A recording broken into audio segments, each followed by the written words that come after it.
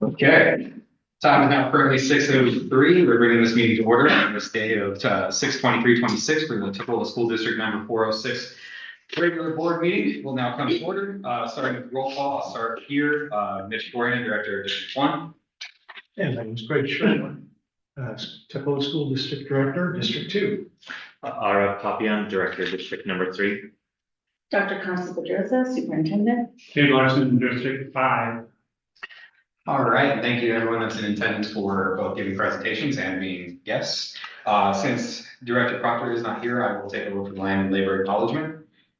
So we in the Tukwila School District acknowledge that the land where we teach, collaborate, learn, and play is the traditional land of the first people of Seattle, the Duwamish and Muckleshoot people, past and present, and honor with gratitude the land itself and the Duwamish and Muckleshoot tribes.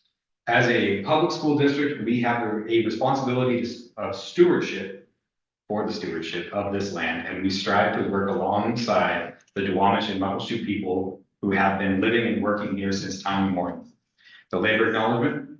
We further acknowledge that the burden of environmental exploitation and systemic injustice falls upon the burden of Black and brown bodies in the building of this country and its institutions.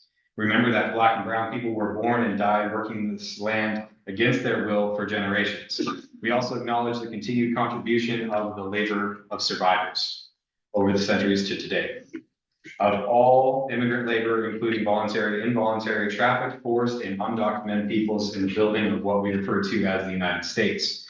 As a school district leadership, we pledge to recognize and work against systems that have historically and currently enforced and create inequities among the people we serve. All right, jumping into our flag salute, if you would stand if you would like to. Salute our flag. I pledge allegiance to the flag of the United States of America and to the republic for which it stands, one nation, under God, indivisible, with liberty and justice for all.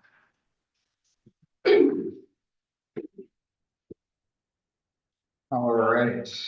And I will also read our values and group agreements.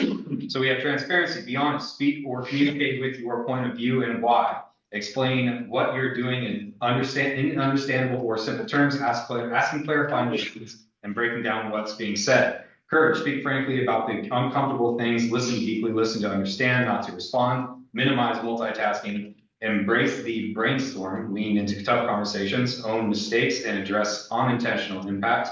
Righteousness, the relentless pursuit for exploring the right thing to do, to be or become, challenge versus taking the easiest or cost-effective path. Curiosity, ask questions for understanding, suspend judgment. Respect, center humanity. Find out what respect means to each other. Active listening, seeing the whole person, recognizing what each of us might be bringing in that day, asking or ask what would be the impact on people. Okay. Moving into our day, does the chair have a motion to approve the 6/23/26 board agenda? So moved. Second. All right, the motion is to approve the 6/23/26 board agenda. All those in favor say aye. Aye. All those opposed? Ayes have it. All right, leading into public comment, we do have one that was submitted. Was there any additional public comment? No. Okay. All right, coming from Kay Marino. There continue to be significant concerns regarding district level leadership and its oversight of the special education program at Cascade View. We respectfully urge the board to conduct a thorough review of the program and the administrative structures responsible for supporting it. The fact that our newest CD special education teacher is already requesting a new role next year due to the non-existence of any district support from the top leaders should be viewed as a serious indicator of a systemic dysfunction. Rather than providing the leadership and resources necessary to address these challenges, they are disengaged from the realities facing staff and students at CV. For example, they no-show at IEP meetings when the principal is unable to attend. We recognize that the board's governance roles differs from the day-to-day responsibilities of district administration.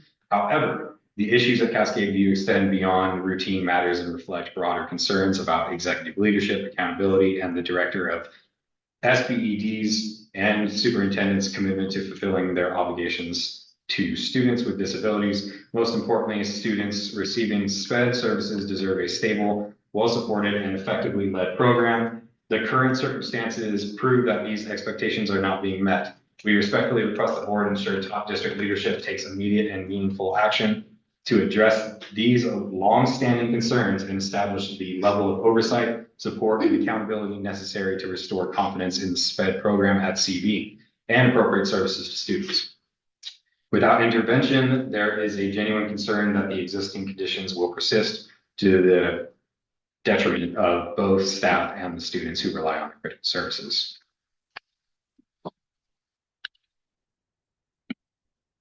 Okay. With that public comment, we are moving into our reports, seeing as our student representatives are not present for summer vacation. We will lead into our superintendent's report. Yes, hello, everybody. Just go ahead and bring it up. It was a short report. School ended last week, but I just want to share.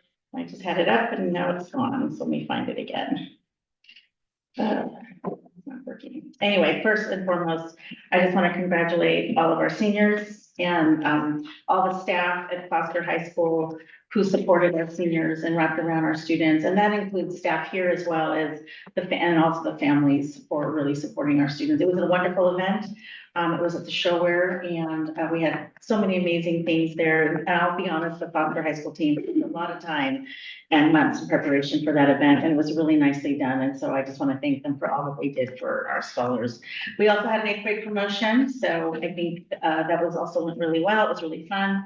To see all of the students and the different performances that occurred during that time. We have a lot of closing end events and there's so many staff and families that showed up in support of their kiddos. We are now in a little bit of planning period just to share with everybody, but we have summer school getting ready to start on July 6th. My goodness, it feels like I think it is just 2 weeks away, isn't it? So there's a lot of work in planning, but so far we're ready to go. We're supporting more students than we've ever have, and I think 3 years since I've been here.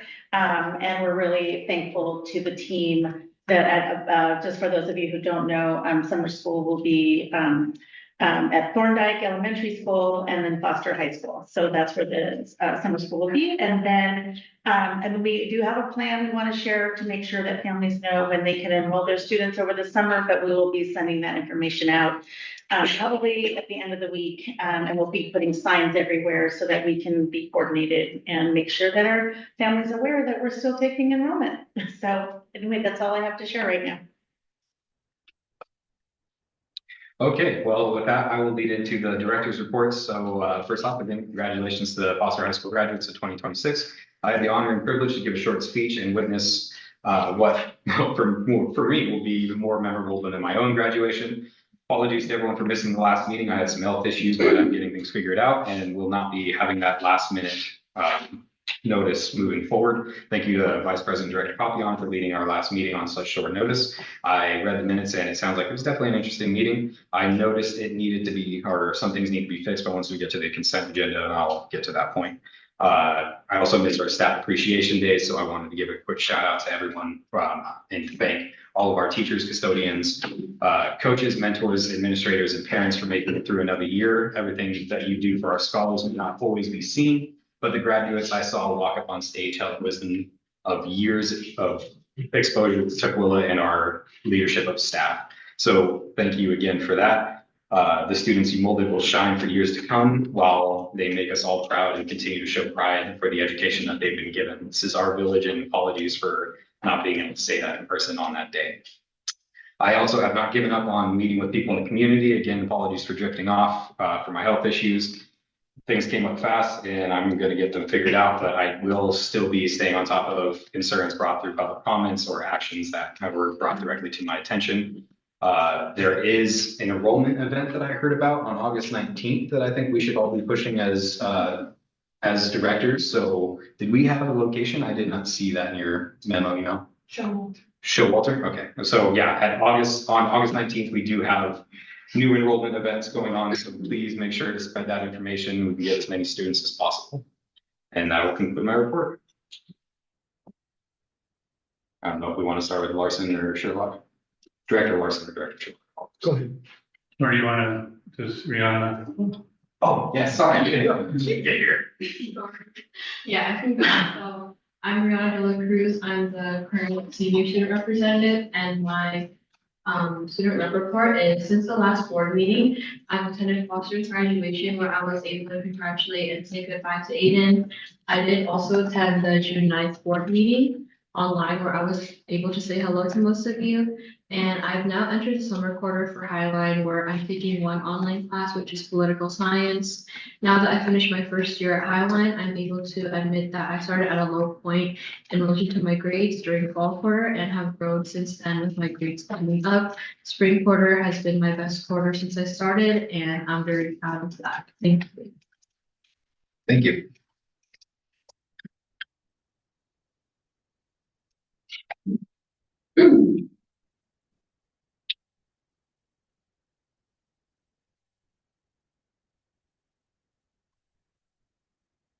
I can go next. You want me to go? Whoever. Yeah. Between the two of you. Okay. Go ahead. Yeah,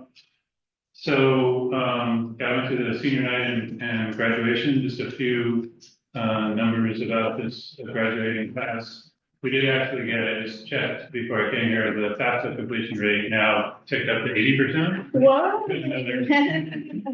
And then there was some WAFSA completion on top of that, so it pushes up over 90%, so it's really good.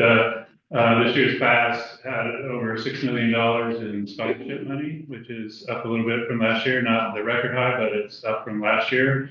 Also had 38 students got the seal of biliteracy. I had more, half the class got the college bound scholarship, which is kind of the big one for students for 4 years worth of tuition and fees at schools that they want to go to. And so there's 200, I think I counted 217 graduates. We don't have an official graduation rate yet, but anyway, it was a good graduation at Shore Center. Director Fabian and I went to Tuckahoe Elementary on instructional rounds. We saw 3 classrooms, the STEAM or the STEAM classroom, as well as the first grade and the second grade. And, you know, it was impressive. All the students are very much engaged in their work, which is always something I love to see. Lots of good ML practices we were watching, and lots of different projects going on in the science, technology, engineering, arts, and math, creative learning lab, interesting stuff going on, including some work with Howard using solar panels, which is interesting because Tuckahoe Elementary is going to get solar panels on the roof this summer. So another opportunity for some learning to go on. Let's see, we had the board meeting retreat, which kind of went over the values that the chair went through and kind of went in a little more in depth. Dr. Rose and I went up to one of the civics classes at Foster High School to talk to them about the letters they had written during the year. Unfortunately, it was kind of the last day. These are seniors, and it was the last day before it was their last day of school. So mentally, they had checked out.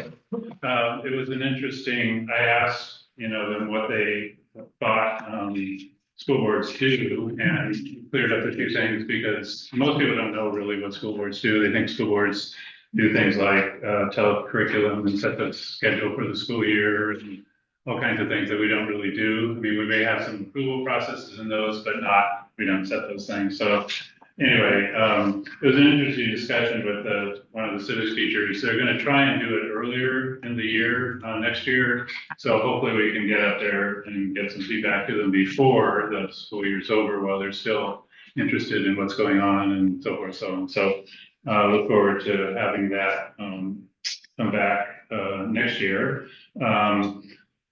Let's see. Oh yeah, I went to the final choir concert, which was good. It was kind of focused on the seniors, and I was happy to see that they worked pretty hard on getting, there was individual performances and small group performances, and they worked pretty hard on getting the, how to use the microphones properly, which helped a lot. So the sound was a lot better, which was great. Staff appreciation, meeting, or celebration. And then, just at noon today, it's interesting, I was on a call with the School Directors Association about cell phone policies, and it's going to be kind of a big deal this year during the legislative session because the governor has hopped on it as one of his issues. It's kind of to some degree, a little late. About 75% of the school districts already have a cell phone policy, including our own. But I think the governor has decided it's a politically good thing for him to do. He's a little late, but anyway, because of that, there's going to be a lot of discussion about it and how far it should go.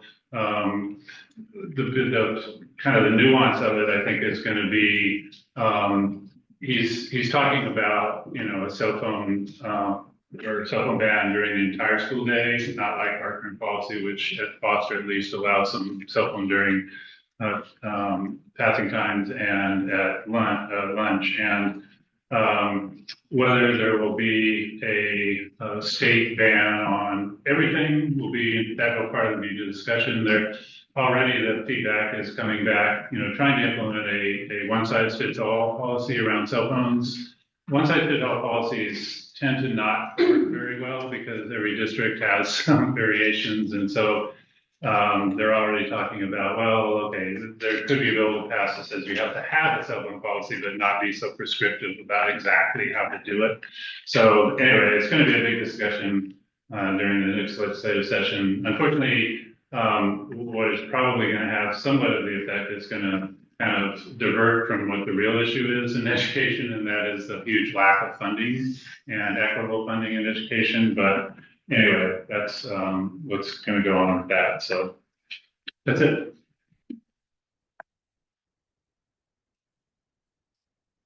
Okay, I'll go next. Yeah, congrats to the Foster High School grad. I wasn't able to attend the event, but I heard great things. I was invited to go to the staff appreciation celebration, so I was really thankful for that. And we got to celebrate some folks who are retiring, some individuals who reached 5, 10, 15, 25, 35 year, 40 year milestones, which are really important to celebrate. So I think it was an exciting event and it went really well. We also, as Director Larson mentioned, went to the Tukwila Elementary School for their instructional rounds, which I thought was very interesting. Getting a sense of the curriculum for it would happen 3 weeks ago, and I totally forgot we even went there. So time is just flying by. The one thing I do want to mention also is last week I also went to Foster High School to look at their stage with Liana, our Director of Maintenance, Operation and Capital Projects. Also, the architect was also there in presence, so it was just great to get a sense of what the scope of work is going to look like and what they're presenting. I got to see kind of what the new chairs would look like, or just and essentially any old equipment that needs to be replaced.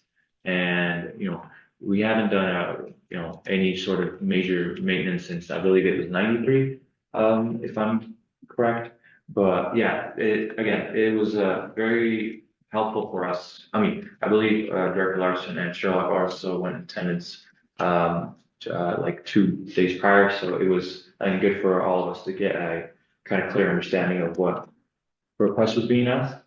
Other than that, I hope everyone had a good Juneteenth weekend. One thing I'll say is, again, it's a month of FIFA, so gonna say if you ever want to go to a free watch event for FIFA, the Westfield Mall is always hosting for anyone, and it's open to the public. They close at 9 p.m. So I think it's just a good time for folks to enjoy and celebrate, while there are, interesting events happening like these, and, it never happens here, and it's the first time, so, yeah, that's about it. All right. Yeah, I also attended at a different date, the review of the PAC. And it was exceptionally helpful to be able to see firsthand with all the lights on. Typically when we go into that facility, the lights are dim. And I especially once I was surprised, but no question about it, our chairs in that facility, they've reached their end of their life. And so I look forward to discussions on how those can be replaced. And again, I want to thank the staff that showed up to explain to us their needs and what their future goals are for the facility. It was an enormous help. Seeing was truly believing in that case. I also want to extend my congratulations to the staff and the staff appreciation celebration on June 11th. I came a little late. I apologize for that. I got stuck at work, but I did get a chance to talk to one very happy retiree. And there's something about the smile on somebody's face when they're retiring. I don't think you can buy it. It's just what joy in that person's heart. And her husband's already retired, and they're planning on doing traveling. And what great things to look forward to. So I won't say their names, but again, I just congratulate them as well as the other people that retired as well. I also want to extend my thank you to the custodial staff at Phosphor High School. I have noticed a real difference in the parking lot. And I don't know if they're making an extra care to pick it up, or maybe it's a resident, or maybe it's the teachers, or maybe it's the students. But what a difference that makes when you pull into that parking lot and not to see garbage thrown on the ground. I just think it's a respect thing about our schools. It says a lot about who we are. And so whoever did that, I just want to publicly thank you for making sure that's clean. And again, for everybody else, I just want to remind everybody that there are lots of garbage cans around the facility. They're kept clean and empty, and let's be using those. The other thing I want to quickly address was the multilingual music migration stories. An excellent high energy presentation. I grew up in a family where my grandparents just lived down the road from us, and we spoke another language. Of course, they spoke English as well. And so it's a real pleasure. And you've heard me say this before, that I am a big believer in becoming multilingual. And I thought it was a wonderful thing. The amount of energy that those fourth graders displayed, the excitement, it was just, and what was amazing is as they were singing and performing, the audience picked up on that energy. And so it was really a spectacular time. However, I do want to say that I was concerned that there was on the table that was handing out the programs, there was a literature of a political nature. I was sorry to see that. Whether I agreed with it or not, I just don't think that it had a place in being there. And also there was what was described as ice whistles being handled out. And whatever your opinion on that is, whether you agree or not, I'm just not sure that that's right at a fourth grade music presentation, those types of things are being handed out. But in any case, I don't want to take anything away from the fourth graders, their parents, those that help the students prepare. It was a beautiful job and excellent presentation. I look forward to next year. I hope it becomes an annual event. The next thing I'd like to speak about very quickly is the Freedom Plane. And starting July 30th through Sunday, August 16th at the Museum of History and Industry. You can go down there and it's free. You do have to get a ticket ahead of time. And you can see the original Declaration of Independence, Bill of Rights.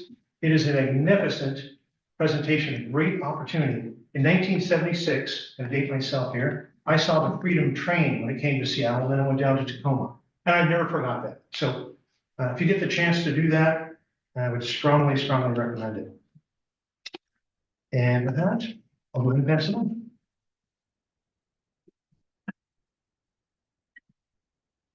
Okay, moving into our consent agenda.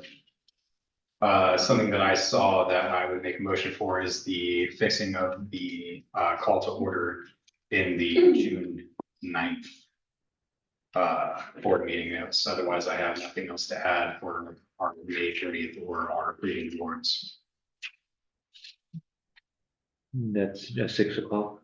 Yeah, that's the June 6th, so that's the 6 o'clock where it says that I called the meeting to order, but I wasn't present, and Oh. later on it shows that Director Papillon voted yes, so we can just get that correct. Yeah. Director Sherlock. I'd just like to ask Dr. Pedozra, I submitted an email asking about, I don't think that the discussion for the police officer program in the schools was fully captured. I asked that it be fully captured in there. At this time, obviously this document hasn't been updated. I believe, I did ask that Ms. Cord, she went online to the Zoom and took the transcription to put in there. Ms. Cord, did we get that submitted and? Yes. Is it? It's in there. Okay, thank you. Thank you very much. So for we that. wanted to take it verbatim from the Please. Zoom. Yeah, we did Yeah, that. thank Yeah, you. we Thank you for submitted doing that. Yep, you're welcome. Thank you, Ms. Cord, for doing You're welcome. So is this a consent agenda approved with the, or is it motion to approve the consent? I will agenda with motion to small approve. Changes? Yeah. Okay. Unless anyone else has anything else that they saw. Okay. So you moved it, so you need a second? Yeah. Okay, second. Okay, so the motion was to approve with our. Let me just pull this up and read it right here. Okay. Does the chair have a motion to approve the consent agenda with the corrections discussed? So now we'll give a second. All right, on to the discussion. Anything to add? Okay, the motion was to approve the consent agenda with the corrections discussed. All those in favor? Aye. All those opposed? Ayes have it. Consent agenda is approved. Okay, we're moving into our board discussion for June 2026.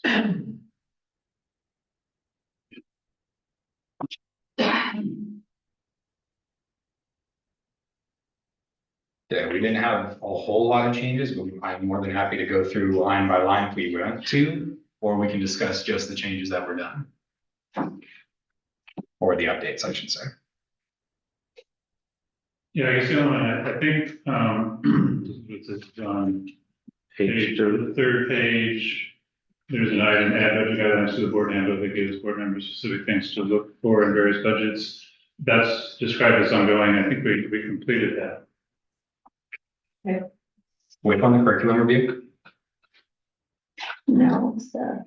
No, it's like the 1, 2, 3, fourth one from the bottom is entitled add budget guidelines.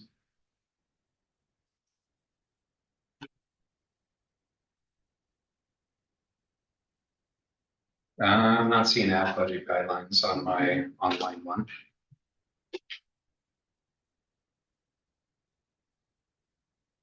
As we're looking, I think the other item which says in process, and we can mark it as complete, is the June 9th, 2026 final evaluation for superintendent. Oh, yeah, never mind. I'm looking at the wrong document. Never mind what it said. Gotcha.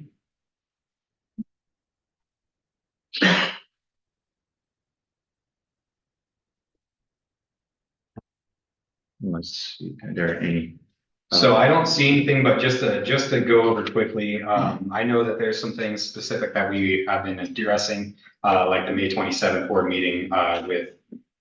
Actually, that's a little bit older, but the CV traffic issues are still on our radar, making sure that we are staying on top of the water quality control, our air quality control. Looks like nothing really changed. Verizon lease is on there. Yeah, the Verizon lease, we still need to get on there, so.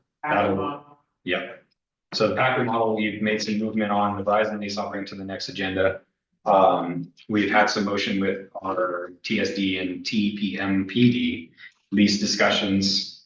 We did have our board retreat, making sure that we're getting into more details of where we're going to align as a board based on our current policies and guidelines, values, et cetera.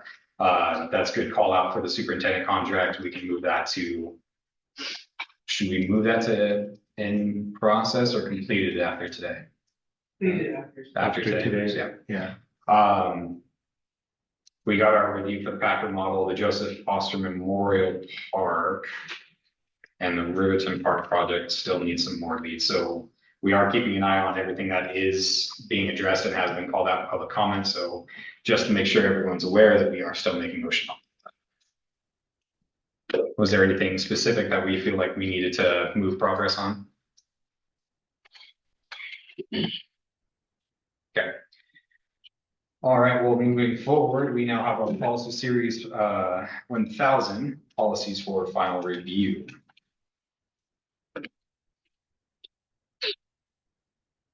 So getting into discussion on this one, I'll open up the floor. Anyone have anything to add or anything that we need to address? So I think this one, after the discussion, there was two things. One is I was suggesting keeping the old one, and then there were some changes were recommended to the new one. So they're kind of, you have to kind of, I guess, decide what to do. Yeah. I'm happy, I was recommending keeping the old one because I think it's clearer, it's less wordy. It also includes the key areas of advocacy, which the new one doesn't.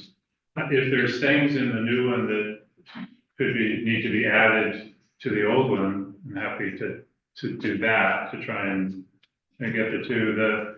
Just a little bit of the history of this policy, the new one, which is being suggested by WASDA. Again, this is discretionary, so it's not required. There's kind of two types of policies that come from WASDA. One is when there's a law passed that WASDA has to produce a policy in conformance with the law. We don't have a choice about those. Yeah. And so, but this is one of the ones that's discretionary, and sometimes WASDA writes these up. It's not, they're actually undergoing a process change. There's been some complaints that they don't really get, enough feedback from districts before they publish a new policy, that some of these discretionary ones. So, anyway, so they're trying to go through, they're in the process of changing the policy. So they, they may rewrite something and then send it out for some review before they, put it out as adopted. But, yeah. I think for me, like I say, there's two things. It's the new one is kind of missing a key this key role of advocacy, particularly at the state level. And so I much prefer the old one. Also, it's just easier to read. It's less wordy, and Aligned with our values pretty well. so Or it's basically our values. Okay. so if there's, like I say, if there's something that catches the eye of in the new one that maybe could be included in the old one, Yeah. I'm happy to entertain that. So maybe we'll, when we get to that point, motion to suspend it until the next meeting to have a little bit more discussion on it. Yeah, I think all these, I'm okay with all the other changes, that there's like 30 or 40 of them or something. This is the only one, that I'd like to maybe pull from that. We can prove all the others, and then if we want to talk about this with some more, that's fine. Yeah, we'll motion for that first, and then we'll motion to approve the rest. Okay, when we get to the When we get to that. actions, yeah. Yeah. Okay. Any other discussion on adding to policy 10005? My notes also said keeping the old one. Okay. Yeah. All right. Okay, well, with that, we will be getting into our presentation, starting with our T&L programs board presentation with Scott Whitbeck. And whoever else is joining. That's fine.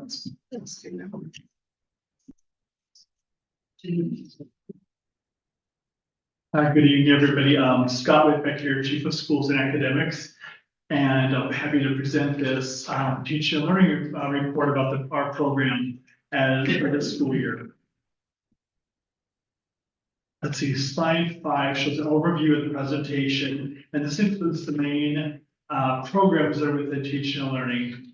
So it shows a list of 7 activities or programs there. Walk Kids for our preschool ECAP program, and for dual credit review for high school. So it shows really preschool through 12 application of what teaching and learning supports. That includes some of our, what we typically see for our SWOT analysis for the strengths, weaknesses, opportunities, and threats.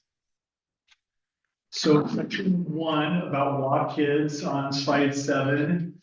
Just, I know we've all made a point of making sure we spell out our acronyms because we have, and as we do that, we realize how many we have because you saw in the presentation, I had like 20. So lots of acronyms, we realize. So WA kids, this is the inventory of, for kindergarten.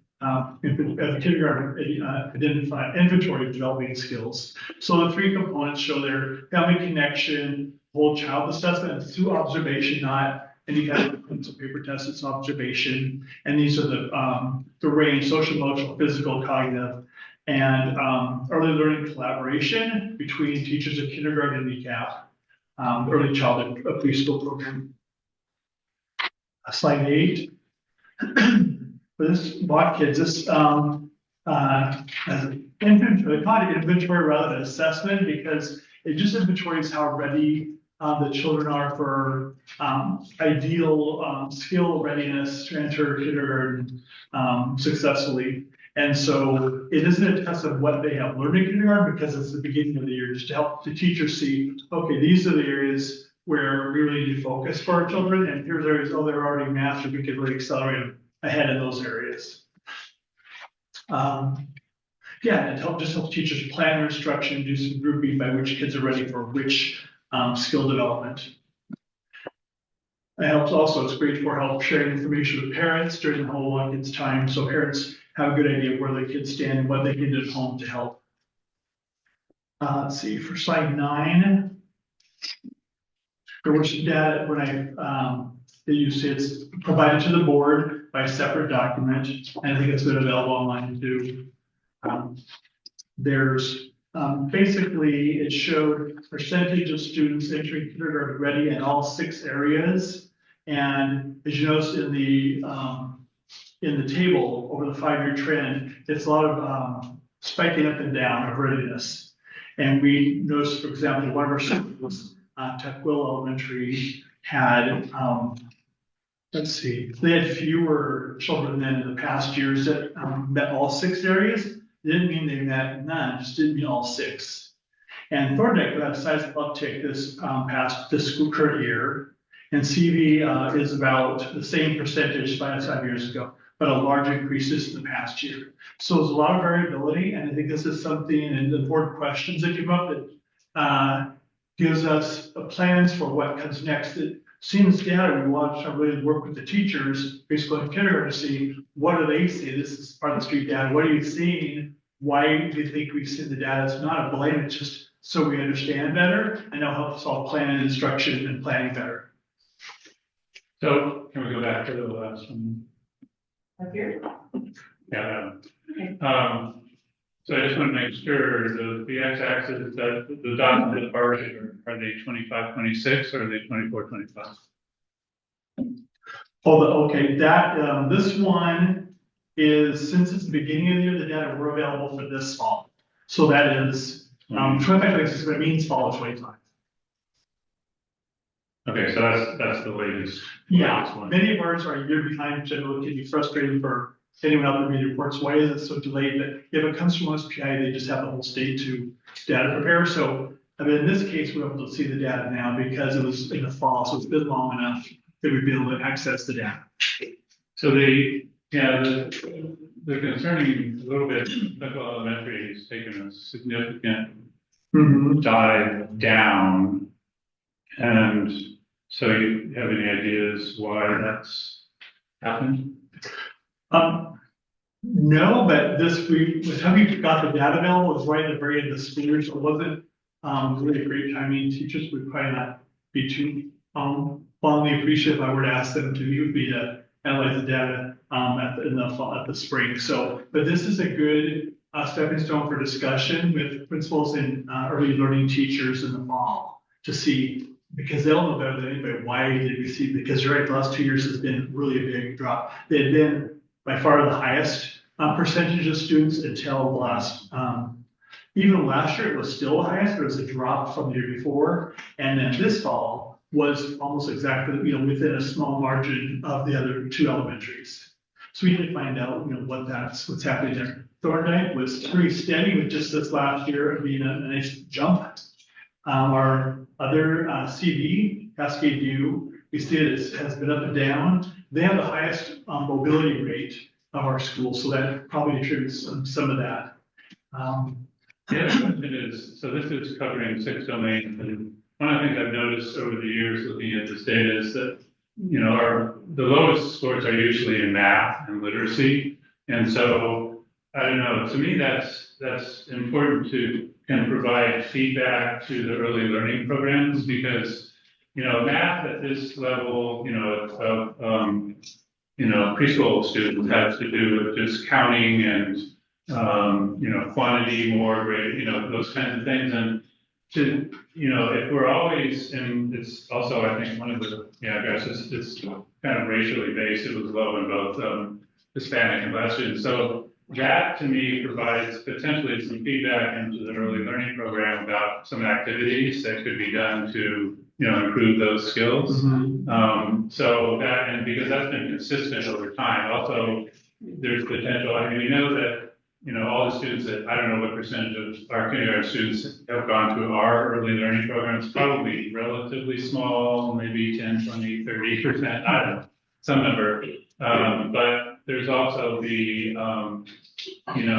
we've done in the past, coaching for families, give them some clues about things to do with their preschool kids when they're at home or during the summer to, maybe some simple counting, something like that. Right. So I think to me, there's potentially some good feedback here to the early learning side, and particularly, like I say, if we can, if you track the students that have been in our NCAP program and then see what their luck is, you say it's not an assessment, but they are evaluating their skill levels, and we want them to be, and they are. This is the foundation of the whole system, and the whole system grows from there. There's been lots of studies, I think, that show a really high quality early learning program that gives them the skills, helps, then gets them better in kindergarten 1, 2, 3, and you start moving it on up. So, that whole system level view is really important to me, to do that analysis and figure out, are there things that can be done in our early learning program to improve some of the weak areas? So I emphasize that. Yeah, I totally agree. Yeah, and I agree. Every research body that I've seen says it always emphasizes early readiness. So. Okay, and on the attachment, see page 2. Yeah, this showed. That was still just us repeating. I actually did a copy paste of the same chart, more places than one. So if you see something identical, it is. So we can ignore the duplicates. On page 2, though, it shows some disaggregation of data based on race of self-identified race of students. And so, for example, our big focus groups by release are our students identified as Black, African American, and Latinx Hispanic. Our Black students saw a 10% jump in meeting all 6 domains in the last year. It was still below some other groups, but it was looking promising because of the big jump. Students who identify as Latinx or Hispanic are the same percentages of a few years back and lower than a couple years ago. So that's another piece of data we want to dig into and find out more about the why. And the students who identify as Asian and white saw the most substantial gains. We've seen that historically the way it is too, so.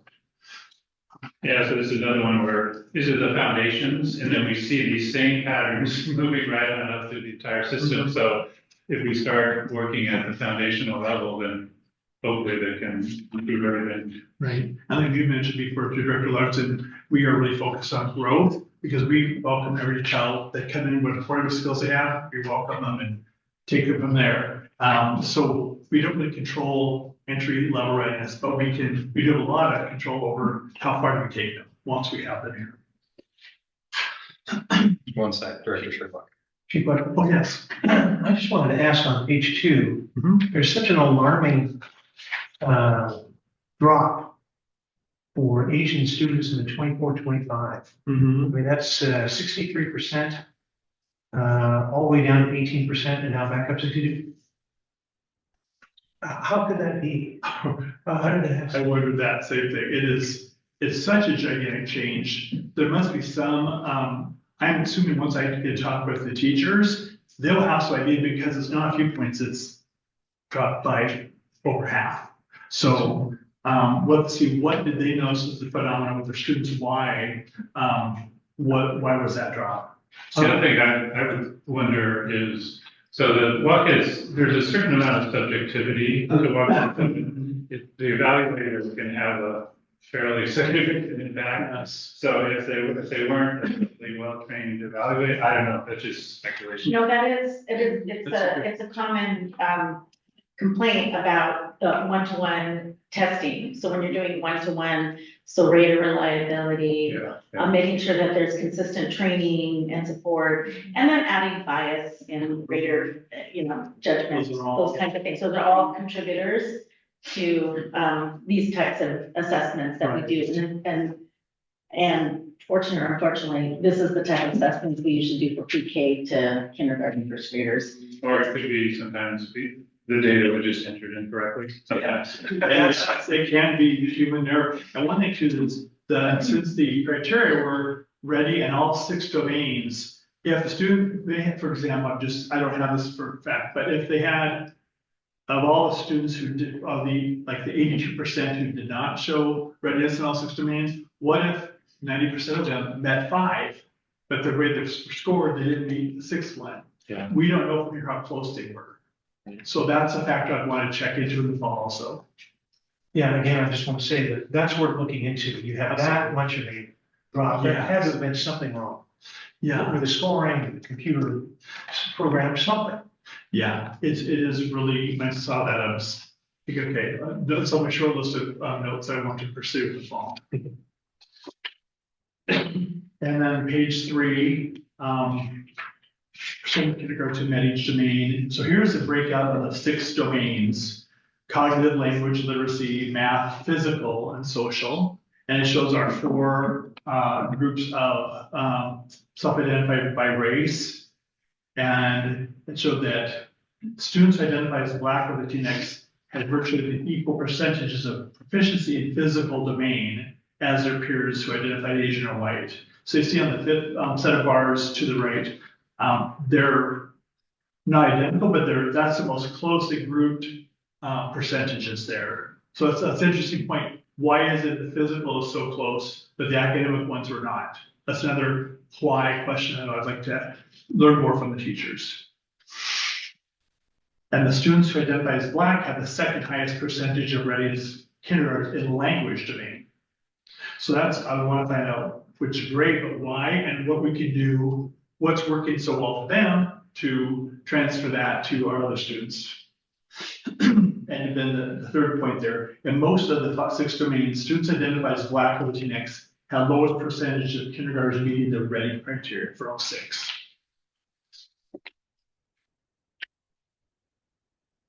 Okay, so that is the data that's part of the attachment. A separate document. Our next section 2 of my report, dual credit. This is Pacific High School, as you know. Slide 11. Just identifying what dual credit means. Scholars earn both high school and college credits for the same class. And then the first slide, 11, gives some definitions and of what the several acronyms are. And so you wonder when you see the slide about there's a 0% or 0 number on Cambridge International Baccalaureate IB because those turn on often. You know, some really large high schools, 2,500, 3,000 kids, they have enough of a population they can offer maybe more options, and we have a smaller high school. So they really focus on what the kids say they're most interested in. Slide 12. And so our data specialist, Shelby, advised me that you should make sure you're ready. This is preview phase. And it's again one of those examples of a big lag and when the state rolls out their final scrubbed data versus what we have access to now. So this is all based on preview phase. And we won't have finalized data until February.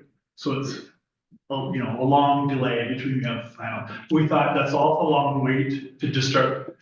It's almost past the point of value of studying data that's that far behind. So we thought preview data that might have some variability is better than waiting that long for final data. And then we got a separate document there too on participation rates. And longitudinally, that Tacola saw a big spike in dual credit participation in 2023. You saw the multi-year trend data. And it held for 1 year, it dipped in 24-25, but a big rebound in 25-26. So overall, it's up over the trend of 5-year period, but it did show some spikes and dips there too. Slide 13. And rates of participation among the scholars of each racial identity group. Interesting, they were similar for all these groups that are listed there. Scholars identified as Black, African American, and Asian had almost identical rates of participation, both several points higher than students in the other racial groups.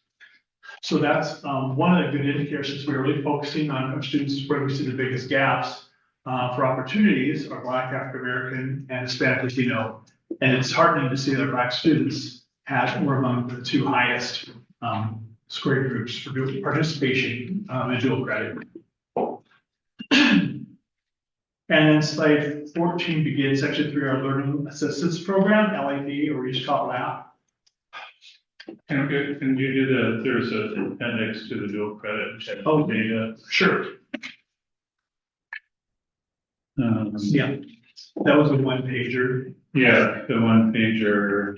And I was curious, actually the top one, yeah, that one. There we go.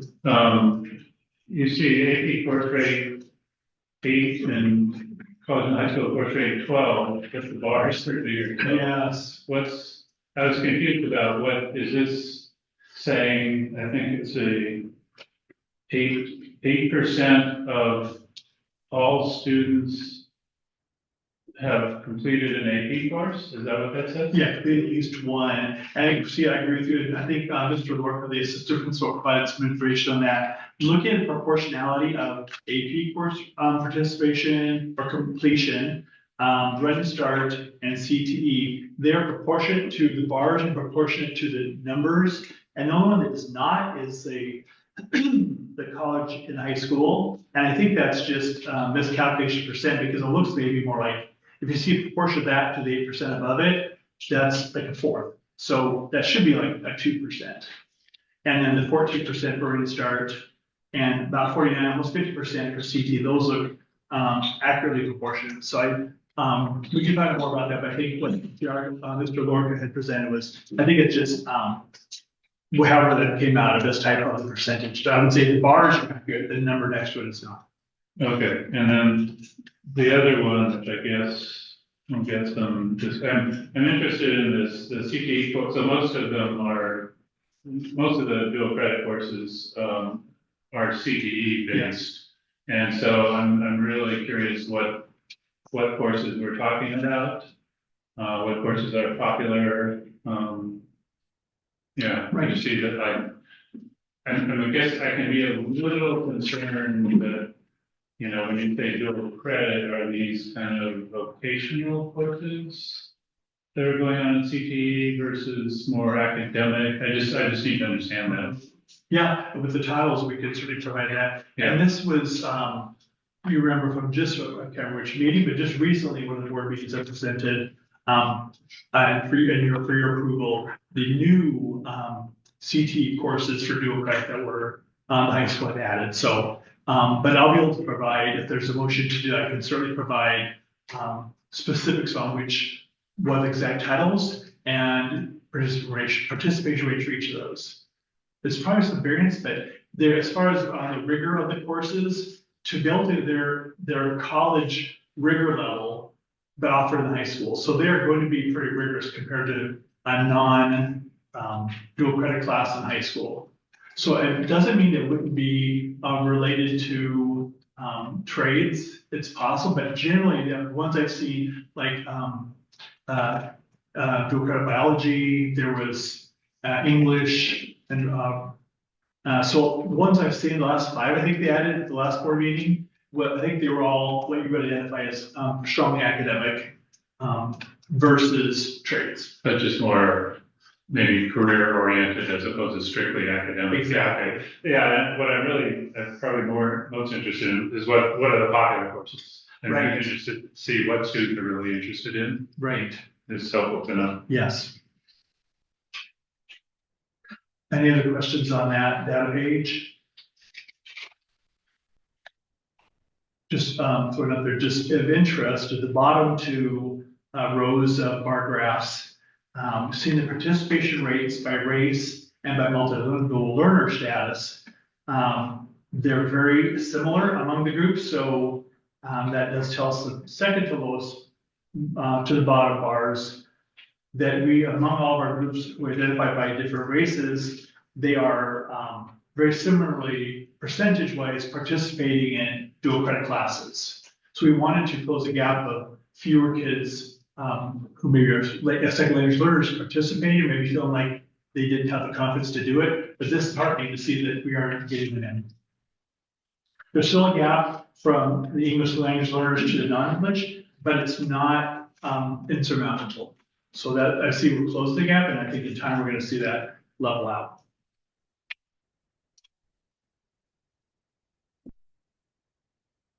Okay.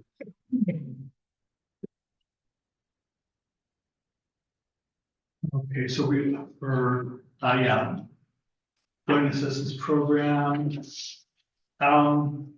So this is a state-funded program where like Title I is similar criteria, but that's a federal title program, and learning assistance program is Washington State funded and run. And but it's still the same thing. It's based on percentages of students who qualify for a free reduced lunch or qualify as state's criterion for lower income household.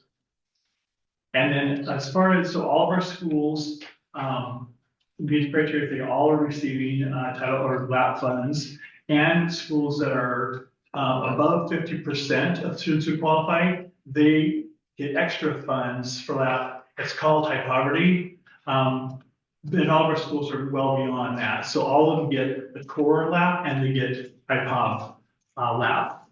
And it's the criteria and how it's accountable and what's expected, what's allowable to use the dollars on, it's exactly the same. It just, you get more money or not. So schools who maybe have 48%, they don't get the extra, who we get. You see the bottom bullet there says the academic content focus is continuous same as it's been for decades. Foundational reading, literacy, as well as math. On slide 16, you've heard us reference the term multi-tiered systems of support, MTSS, quite a few times this year, probably previous. Basically, it's showing the systems and show the 3 tiers of a typical MTS model and showing what is the difference. And so our schools we're continuing to learn more about that. We have coaches who work with their peer teachers to even school ideas to develop what their tiered system is. Like if students maybe in tier 1 are identified by the criteria that teachers use, that the general classroom instruction, they will succeed just fine with that. They don't need a separate supplemental tutoring. Tier 2 is maybe small group or individual tutoring, and then tier 3 would be the highest level of supports. It could be more time in small groups or even individually. So it's just each tier, it should be, like you see the MTSS, you probably see the MTSS pyramid where tier 1 should be about 80 to 85% of all the students in your classroom. Tier 2 should be 5 to 15%, and then tier 3 should be 1 to 5%. It shouldn't be very many. And if you, based on your data, you just look at who got and who should be served in the general classroom, without maybe it was differentiation by the classroom teacher, but not needing any kind of pull out. Slide 17. Also with LAP, this is one of the funding sources that every school incorporates into their school-wide the improvement plans of STIPs. And they use all the funding sources. So general dollars, Title I LAP, if they have grants, whatever different funding sources they show, how they've integrated that into the program, the core program, but also how they supplement based on their own school data. The plans where you've seen that they're similar because our community, we have similar needs across the schools. They're not vastly different, but schools do make their plans specific to their own student needs and data. And the funding, a couple days ago, I looked on the lab, I thought, I don't have this memorized. I need to memorize the formula. And I realized after I looked at it, I'm never going to memorize it. Dave, you probably will, director looked at your math man, so you'll probably have no problem with it. Other math people. It's just a very complicated algebraic formula. But we always know is here's the formula and here's how much money you get because of that. This is just so people know, this is the one that I'm working on, and there's bills to, got some bills to, or a bill to significantly increase this funding, which would positively impact all our schools. So Yes. we'll see, that's an ongoing project. And the whole system, we appreciate you been persevering on that for years. And actually, I will say, this Friday, actually, I'm on a phone call. The legislature set up a group to provide some recommendations to LSBI for how to improve funding for economically disadvantaged schools. And that's going to be on Friday, and I'm going to be on that call, advocating strongly for this stuff. So we'll see what that group comes out, and Dr. Rose is on the bigger group that's going to come to, and then I'll go to OSBI, and then I'll go to governor. Anyway, we're in the train here. We'll see how far it goes. Well, Dave is doing this, and then I'm doing this, and he's doing this, and That's great. we're working together. And when you're different, like Seattle, another district where we saw a really huge range of different income levels in different communities. It's interesting because some people perceive lab as it's supposed to be everybody gets the same. Like how much money you get divided by number of schools, you all get the same. And schools that are very more affluent, I've noticed in the past, they don't understand why they would get such a small portion. Because the way the grant is and Title I are designed is to help catch up. It's not meant to everybody gets a sprinkling. It's meant to give extra support for the schools and students who need it the most. So if people ask you, why is it so different? That's the reason. And I think some of us who work in communities like here, we would advocate like you're doing that it should be a bigger proportionality for students where there's a higher concentration of need. So it's different per district what they see from their demographics of their school districts.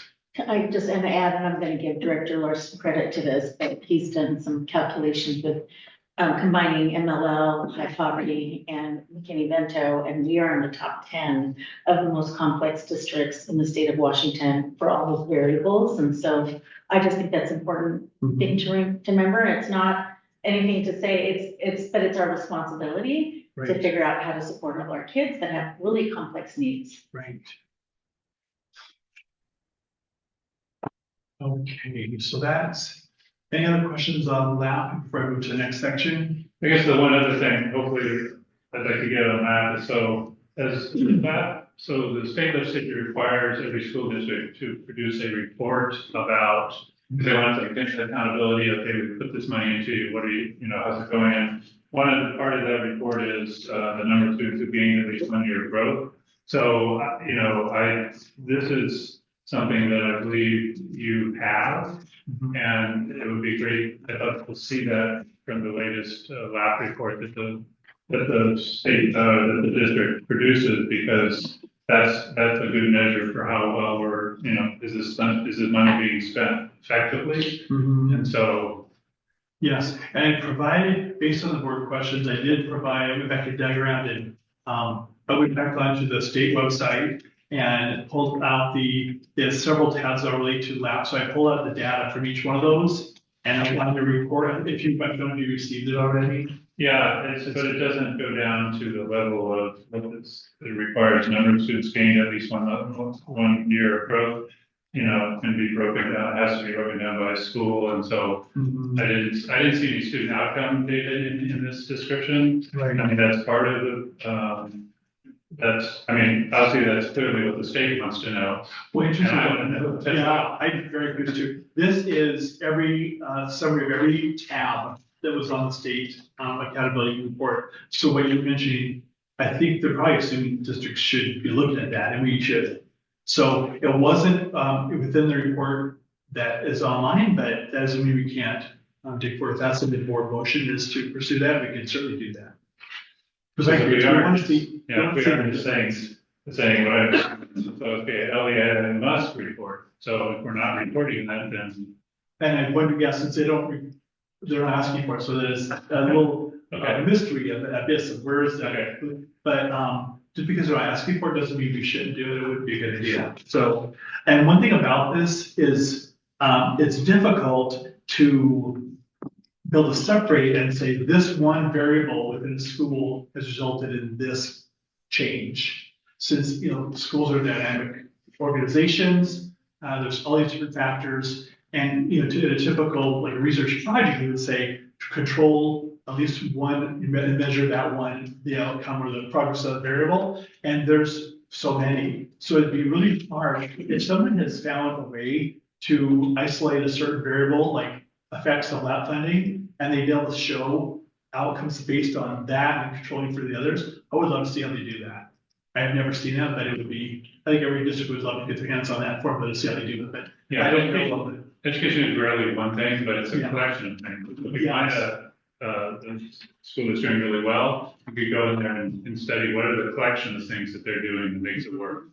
Right, the outliers who have similar demographics but have really achieving beyond, that'd be the ones I'd like to talk to, see what they're doing. Section 4, so slide 19, the arts. This just shows information I think has been presented before, so this may be very familiar to the board already. Just showing the staffing we have for arts. In our elementary, we have one visual arts teacher who is shared among the 3 schools. And I've been lucky enough when I've done school visits, I happen to, upon visiting classrooms, I happened to find him teaching art at several schools. He says, oh, you're here too. So, but the kids are joyfully participating. And it's like the good kind of mess that should come from art. It's not supposed to be a super tiny thing. Creating is going to have some mess. But I've seen a lot of joy, and the teacher shows joy too. So that's what we'd love to see in the program. And also with art showing, we have staffing for, that was the visual arts and the performing arts, secondary arts program showing the different programs that are staffed, and also sharing some of the arts teachers between the 2 secondary schools.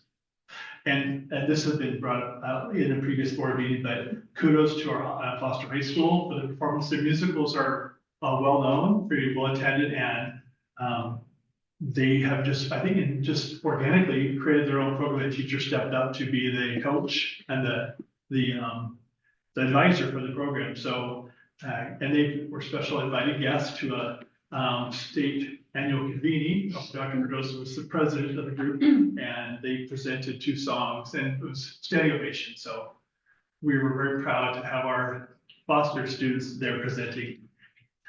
And you can throw in every slide, but budget is, we're looking at the threats as a SWOT.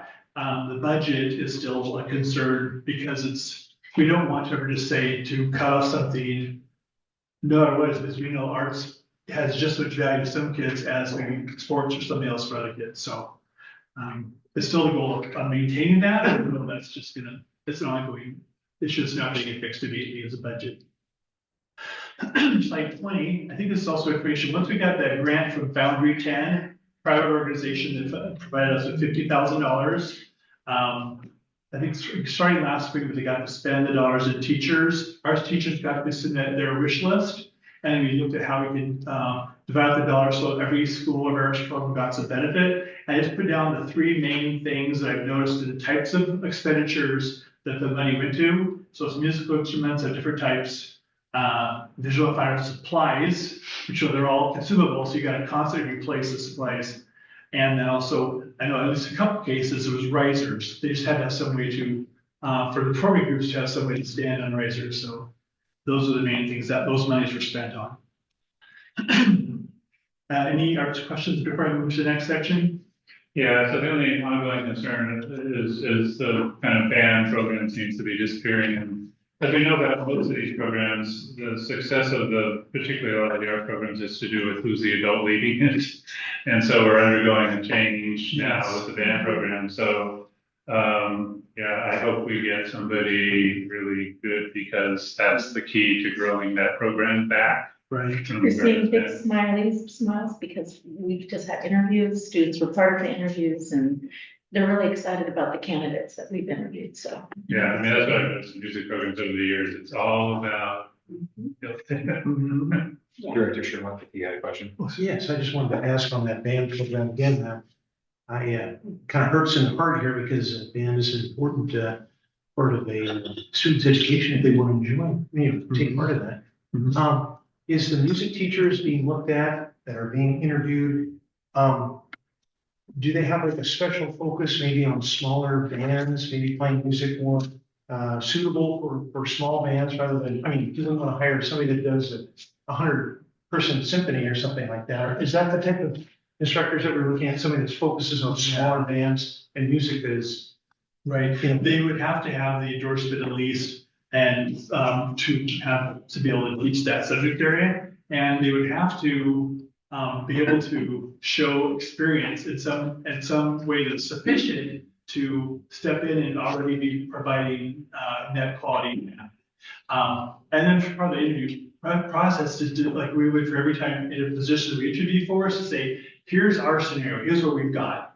What can you do for our kids? So they would be presenting that. They wouldn't, it'd be very different, like say Roosevelt High School in Seattle that has, enormous band. They get schools like 2,500 students, a huge music programs. So they would need to be able to answer satisfactorily to the interview committee, how will they come serve our kids in this setting? That would be addressed that way. thank you. Okay, our next section, section 5, is advancement via individual determination. Long title, because it's quite Avid's a convenient acronym. Slide 22. And this just shows that what it is. It's a college and career readiness program. And it's basically helping students prepare and have the good study skills, organization, just a good academic focus so that they can succeed. And typically they mentioned it's, we see it, our 2 secondary schools have had a very strong focus on Avid for years, and our school leaders, as well as the teachers, are very dedicated to building out the program, making it really high quality. On slide 23, it shows the core components of any Avid program.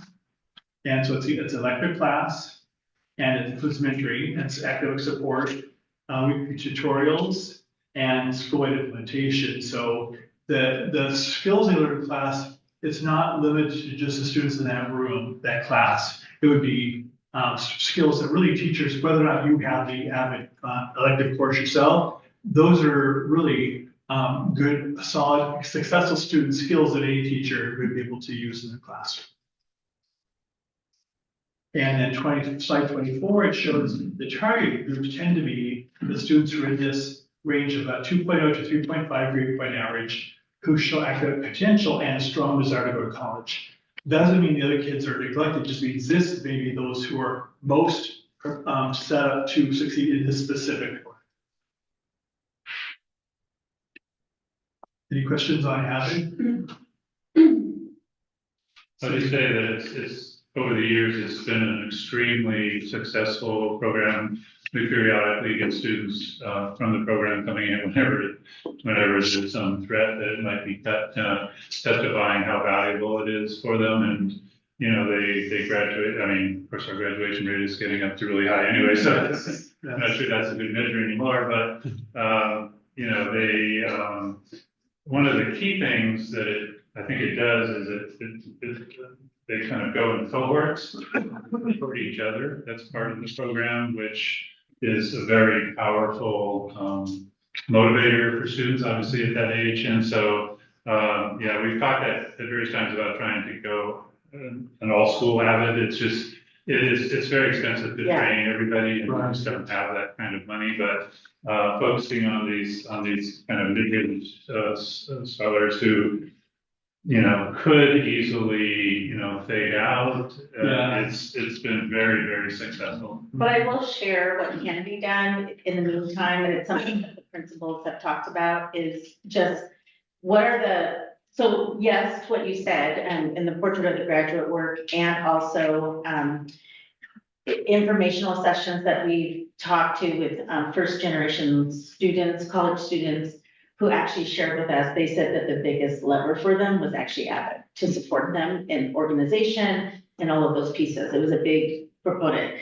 Both the principals at the Foster High School and Showalter are very committed to this. In fact, Sue is our school-based lead to support the work. And one of the things they are thinking about is how do we expand at least some of the components in advisory, so that all advisory have like a touch of Avid. But we do have a want or desire to do expansion, but they are starting to think through like what are 2 to 3 strategies that they can start thinking about in expansion as we move towards it. But it is expensive, so but I think thinking about how they can take 1 or 2 or 3 things that they can do. So the number of teachers is expanding that are being trained. The number, I mean, we're doing it bit by bit by bit, but it is one of our strategies that we're incorporating in the high school and middle school. Yeah, thank you. We have seen a really, a tight, collaboration among the principals of both of the schools, really working on their own, building their own program within the school, but also the continuity so that students leave Showalter, move to Foster, they are ready to step right in, and there shouldn't be this big fall off gap. Okay, section 6 for early withdrawal, slide 26. So this is really end of year data. It's about which students have left the district for what reason.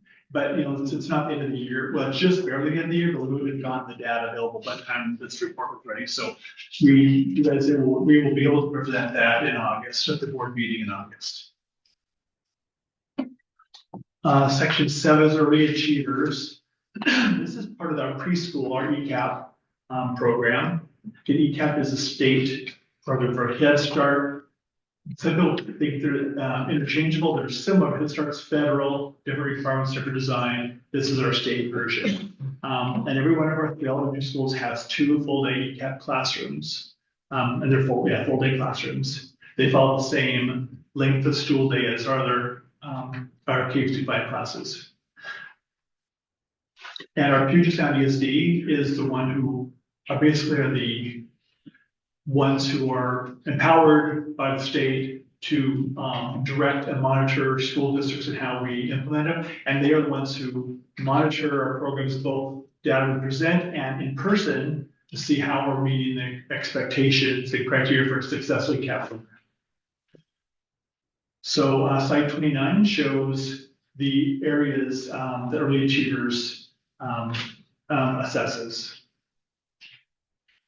So it's a whole range. It's curriculum, is high quality, is emotionally supportive environment, good positive relationships, safety procedures, all things that are developmentally appropriate for our little ones, and timely records of child development and parent connection. And they also have to do videos of themselves teaching and working with the students. And then the ESD person meets with them and does some kind of story based on, do they have all the elements? If not, they have a chance to redo it. So I applaud our ECAP teachers that we know for all of us, it can be very unnerving to get videotaped. Right? That's part of the program. Slide 30. And the points they get on the point chart is actually pretty complex. Both classrooms at each site work together to earn points for their school-wide program. And the highest rating possible would be a 5 out of 5. And to get a 5, I spoke with the person at ESD who is the head director for our ECAP program. I said, so tell me what are we missing? What's taking it to 5? Everyone's aiming for the best one. And she was just, it's very hard. They make it almost get to be perfect every way. And so how many districts have district-wide 5? Just none. And all the schools that she oversees to the ESD, so dozens of districts. So I felt a little better that we don't have the real ones about a 5, just nobody has a 5. Some schools do, but district-wide, nobody has one. And so I still look at what does it take? I said, what things can I do? She goes, upload your master's degree. And I said, that gets points. Actually, every school got some points because I just put my transcript online. So I'm telling you, anything else I could do to get the schools for credit is good. So, and then our ECAP staff is just fantastic. They're very veteran in their classrooms. They work together beautifully. You can see their true love for the kids when they're in the classroom. If you ever get a chance to visit the rooms, your heart is warmer for having been in the classrooms. To go back to that, that's why you have the word walk kids there, which I don't think you want there. Go back. Oh, Cascade View and Pickle are their first cycle of walk kids. oh, you're right, that's a technical. Although that brings up, hopefully, the ratings, hopefully, if you get a higher rating in early achievers, which says you have an outstanding early learning program, your walk kids rating, I hope that exists. I don't know if Yes. that's true because they're two different rating. It'd be interesting to see what correlation there is. Yes. And I did tests from ESG, I said, what, do any schools have below a 4? And she goes, yeah, a lot have a 3. And they're not, there's no like punitive measure against those schools or districts, but a 3, you're still, you're still in good standing. But 4 is really, they really want everybody to get to at least a 4. Yeah, and that's what, I mean, the numbers aren't that, what's interesting is what is it that's going on behind, what are they actually measuring? And does it impact our students, so. Yeah, Positively. Positively, Yeah. yes, thank you. yeah. That's what we care about. Yes, and the folks in the state who designed this have, done their best to make sure that the elements that they rate and score are things that they consider best practices for early learning. So, yeah. And you do have to ask the questions, early learning for what kind of students? Is it economically disadvantaged, students, or is it some other kind of students that doesn't necessarily? Anyway, I don't know. Yeah, there's definitely some variables there. One on that same slide 30, it just shows learning for me was that this is a 2-year cycle. Thorndike is only one of our 3 elementaries that's finished the 2-year cycle. Then their score of 4 is the 2-year score, and they're still working toward a 5, but they have an actual score. The other 2 elementaries, they are just finished their first year of 2-year cycle. So they are on at a 4 level preliminarily for the first year, but they maintain that through next year, then they won't get scored. So 4 is just like an off the record 4. That's where they're on track for. And I will say, we did get a very nice letter from the early learning instructor at Highline College who came to visit Cascade View. And she said that what she saw was outstanding work. So Yeah. that's worth something. Yes, absolutely. Okay, and then slide 32 within the category of the SWOT, strengths and weaknesses, opportunities and threats.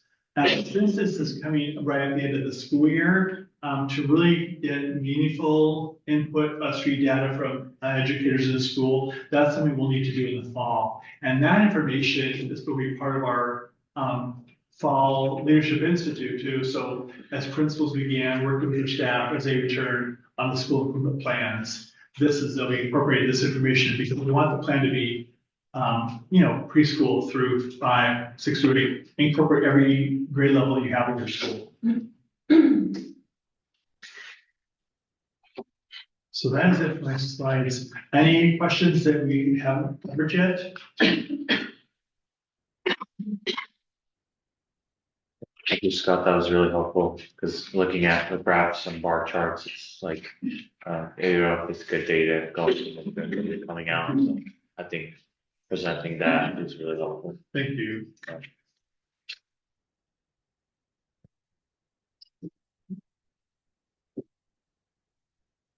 Anything else? Seeing nothing to add, we're going to be moving into our questions only. Thank you so much, Director Whitbeck. Sure. Sorry. Chief Whitbeck, I'm sorry. So now moving into our questions only section again. If it wasn't asked prior to the meeting, please give them ample time to prepare by not asking now unless it's clarifying. With Amy Fleming, we're getting into our 2025-2026 financial forecast.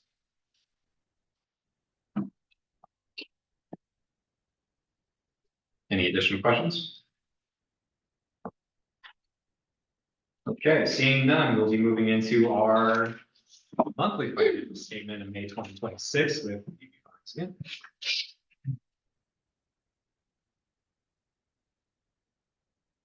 Last chance.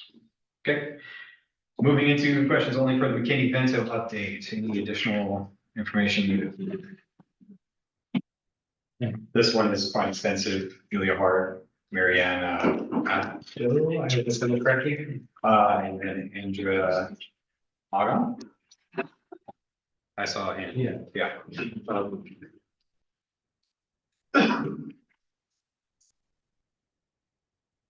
I had a question regarding about the challenges. So I'll start off with saying like I was a McKinney-Vento student when I was here at Foster High School. So for me, I think this is a significant, support system. And I mean, I personally don't think I, really learned as much. And I hope if when I was a student under these circumstances, I wish I had known about the resources and opportunities. So I just want to say thank you. And also, for the last slide, I think it was very kind to add the touch point that you don't know what students are going through, and so be kind to each other. I do wanted to ask, I saw a couple of things that the program supports is, transportation. I mean, when I was a student, I would have loved for that to have happened. And, whether it was an Orca card, I mean, right now in King County, it's free if you're under 18 to use the public transportation. But again, I assume, we're when it comes to transportation, is that what we're providing? Is that what the program is providing? And then the other point I wanted to ask was, I saw like other extracurricular activities which supports. I would love for the school to cover my prom. I mean, I went, and it's still $100. It was $100. So it's like it's for a 17-year-old, 18-year-old, like that's still a significant amount of money. But I was just curious if you'd be able to speak, about like do any of our students have been supported when it comes to being able to pay for the yearbook or being able to pay for their ASB or could you maybe speak about that? Yeah, I can. Introduce yourself first. So, since I'm Marian O'Dell, I'm quality engagement specialist at the secondary level, so McKinney-Vento foster care and family engagement. Yes, to your answer, yes, we were able, for the past few years, we've been able to support all our secondaries with prom tickets, even sometimes we have colleges that don't waive admission fees. So if you're in the McKinney-Vento program, we're lucky enough to have fundings where we're able to support cap and gown. One of the things that we try to do for our program is to make sure that we're able to remove any barriers so the students can just be a student and not have to worry about anything. And sometimes if it's something that our students ask and we've never done it before, then we meet as a team to try to discuss it. Is there fundings? Is there anything we can do? Or can we reach out to other organizations? So it's been, because I think it's different the past couple of years with McKinney-Vento because we're divided, where other districts have one, we have elementary and secondary. So it makes it very impactful to just support. Like for me, I just support secondaries. Got it.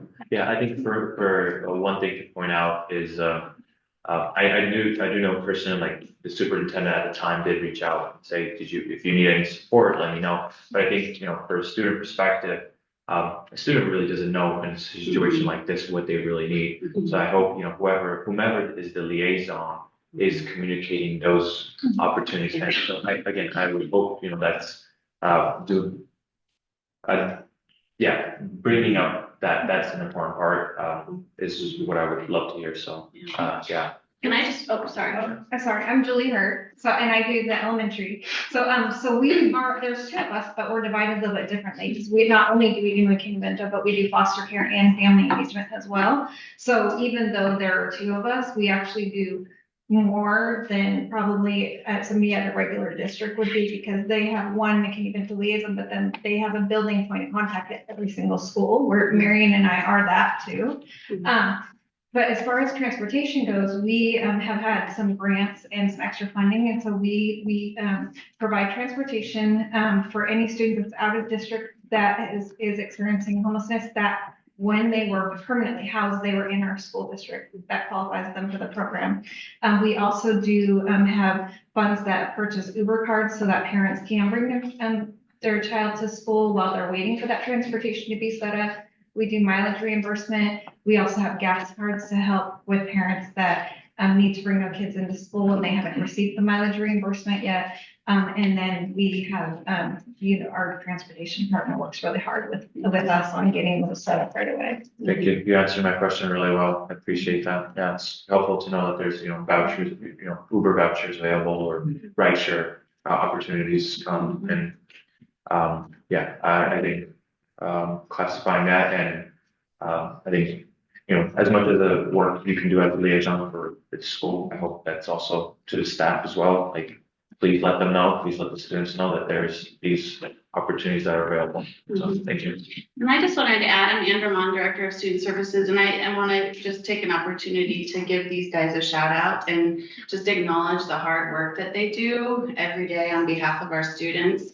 And we also have Jessica Parra, who's helping with the operations side of like helping to order things. And so making sure that our students have what they need and when they need it, before they need it. So these guys go above and beyond to really understand and know their students and to get to know like what the needs are and anticipate what they're going to be. So like we're talking about at the beginning of the year, what the numbers look like for graduates. And so thinking about like how much do we need to set aside for making sure that there's not going to be any barriers to graduation, activities at the end of the year, yearbooks, proms, that kind of a thing. So just wanted to acknowledge that. And I also want to just acknowledge, because they won't say it, like these guys are award winning. Yeah, they are an award winning. They really have really excelled. They work as providing information to other districts around. They partner with OSPI to provide information and feedback. And so I just want to just really elevate and highlight their work and share that here because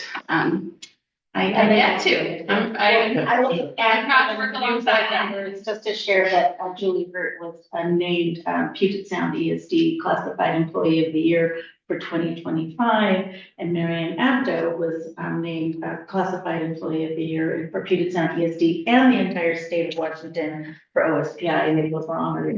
Yeah, so when I say we have an award-winning team, I mean it, and the state has also recognized that as well. So I just want to make sure that we. Thank you.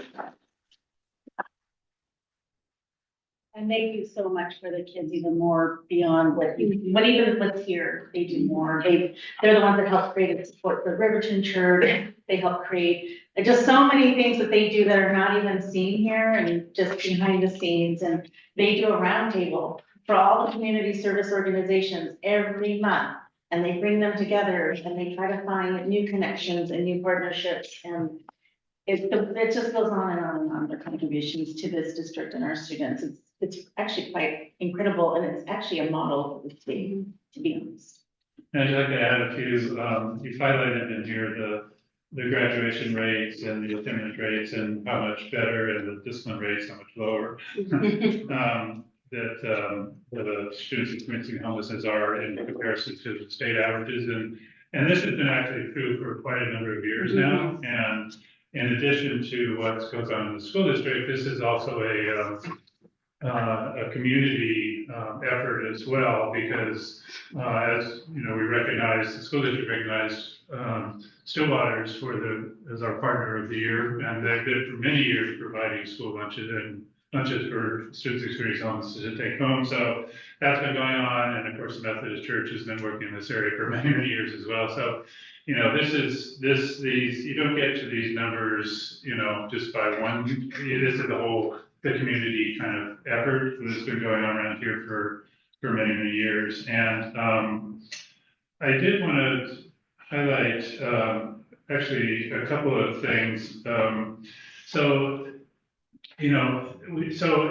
the other thing I understand is the state doesn't really fund us to do this. There's no funding that's connected to how many students experiencing homelessness do you have in your district. And it's for years when I had that discussion, we've actually, these two have sat down with me and legislators and tried to make the case for getting some funding, and it just kind of goes in one ear out the other. But for years, so the McKinney-Vento law, which is the law that kind of drives the fact that, students must be kept in their same school because that's what's good for them, is a federal law. And for years, the legislature would say, well, funding that is the Fed's problem, so we don't have to worry about it. However, there was a big step forward this year. The legislature actually passed a law that basically encompassed all the McKinney-Vento requirements and said it's a state law now. So they don't kind of have that excuse anymore. They didn't provide any money, but at least it's now that law is in place. So I'm going to start leveraging that quite a bit, is to start saying, here's the money. The other thing I was interested, so I was, the numbers here are important to track. And there was we had some modifications of the numbers, how many students we actually have experiencing homelessness. One of the things people need to understand, and I think the state understands this pretty well, is that, you start the year with some number of students that have been identified as experiencing homelessness. And it turns out, these folks and others play detective all year long. And by the end of the year, that number usually doubles more or less. Because, as I always say, students don't come to us with a mark from us, hi, I'm homeless, it's a hiding thing. So anyway, so the numbers are important, because if we get to the point where the state, and then, like I say, I'm involved in some of these discussions, actually starts pushing money to us based on the number, it's important these numbers get right. And I've been following the numbers that you guys report and then comparing them to what OSPI is reporting. And you guys almost always report much higher numbers than OSPI. I asked, I sent a request to OSPI, so why are these numbers? And what they came back with is, so they pull it out of Cedars. And I don't, we need to, right now, we don't get any money based on that, but the day may come. So we need to figure out why OSPI is reporting so much less numbers than we're reporting. We need to figure that out. It has something to do with Cedars. I don't know, Julie. They pulled the data in October. Initially, and they say they. So that's what the number they go with. So if you look on OSPI, Yeah. it'll show you last October what the numbers were. Right. And like we have said before, we kind of like, people don't stop being homeless in October. Right. So like so by the end of the year, it doubled. Now what Marian and I do is at the end of the school year, we have to reconcile our report with the Cedars report. Okay. So by the end of the school year, Cedars will match exactly but they don't pull that out and put it on the report. Well, so the discussion I had with the OSPI was, they said they just pulled Cedars like yesterday. And so the current numbers should be there. And yet they aren't matching what you guys, and I can't uncipher that, but you guys need to, I think, have some discussions with OSPI to figure out how to get those numbers to match, because at some point or other, if we start getting revenue streams based on the numbers, it's gonna make a difference. Like I say, right now it doesn't, but anyway, I just throw that out there because there seems to be, seems to happen year after year after year, that the numbers aren't getting, and I don't understand why. And there may be something in the process that's not getting picked up right. So, I will say that from the funding perspective, this year we received an increased amount for the HSSEP. yeah, And we also, in a new award, which I think we've gotten previously, but we haven't in the last couple of years, the MKV federal and state grants. Yeah. And so that has definitely helped support, and because of our numbers, we received on the highest end of what awards were given. Unfortunately, it's a competitive grant. And yes. so it's, through the process of OSPI, we have to compete with neighboring districts. And so these guys' work and what they do every day, as well as our numbers, help get us to the high end of what is awarded.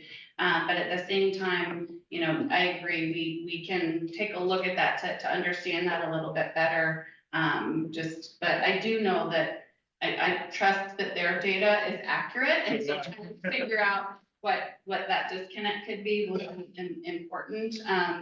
And so yeah. Yeah, and the money that we're putting, it's two problems. One is it's grant, so it's competitive, and so you don't know. Secondly, it's a small amount, really, in comparison to what we actually need, because, I mean, these two salaries should be funded, and so we need to get to a position where the state is just pushing a significant amount of dollars automatically without having to, I mean, based on the numbers, without having to go through a grant process, so anyway. Okay, out of the spirit of fairness, Director Sherlock, do you have a question? Anything for? No. Okay, cool. Thank you so much for taking the time to answer additional questions. Again, McKinney, getting incentives is definitely one of the more important topics that we want to make sure we cover. So thank you for that. Thank you.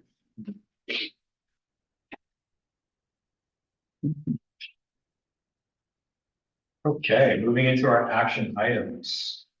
Starting off with the approval of human resources staffing report.